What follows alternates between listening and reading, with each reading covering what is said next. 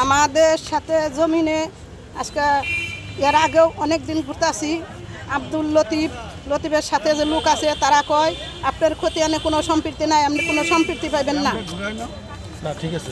আপনি কোনো সম্পৃক্তি পাইবেন না। তখন আবার আমরা বলছি যে আপনি যদি আমাদের না দেন আপনার আইনের প্রতি আমরা ব্যবস্থা নিব, আইনের প্রতি ব্যবস্থা নিব। তখন বলছে যে অত টাকা কোথায় থেকে দিবে, তুমি গরিব মানুষ, যে আমার আগে খতিয়ান দেখান যে কোথায় আমার জমিন আছে। তখন জমিন দেখাইছে, জমিনের আমরা জমিন ফেরত চাই। না না, আপনার সাথে কিভাবে জমিটা নিল এটা বলুন। জমিনটা নিল, আমরা অত টাকা দিতে পারব না, নাম ঝুলিয়ে রাখছে, আমাকে নাম জারি দেয় না, জাল খতিয়ান বের করে এই ফাইলে ঘুরাইতে ঘুরাইতে খালি তাগো সময় দেয়, ব্যাগ ছাড়ারা খালি তাগো সময় দেয়। ওখানে মনে করুন আমাকে কোনো রাস্তা তো দেখি না, আমরা রাস্তা না দেখনে অনেক রাস্তায় খারাইছি। আমাদের জমিন আমরা ফেরত চাই, আর জাল জালাতি করছে তাদের আমরা বিচার চাই। আমার নাম উর্মি আক্তার, আমরা আসছি গাজীপুর থেকে।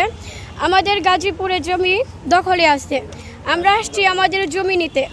আমাদের জমি আজকে দখল আমাদের দিতে হবে, আমাদের জমি। আমরা 1.5 বছর আগে আসছিলাম, তখন 48টি পরিবার সহ আসছিলাম।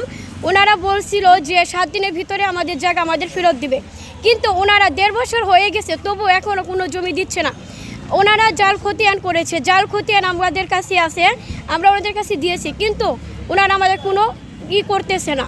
আমরা আমাদের জমি ফেরত চাই। এই যারা জাল খতিয়ান করছে আমরা তাদের বিচার চাই, আমরা আপনাদের কাছে উচিত বিচার চাই, আর আমাদের জমি আমরা ফেরত চাই।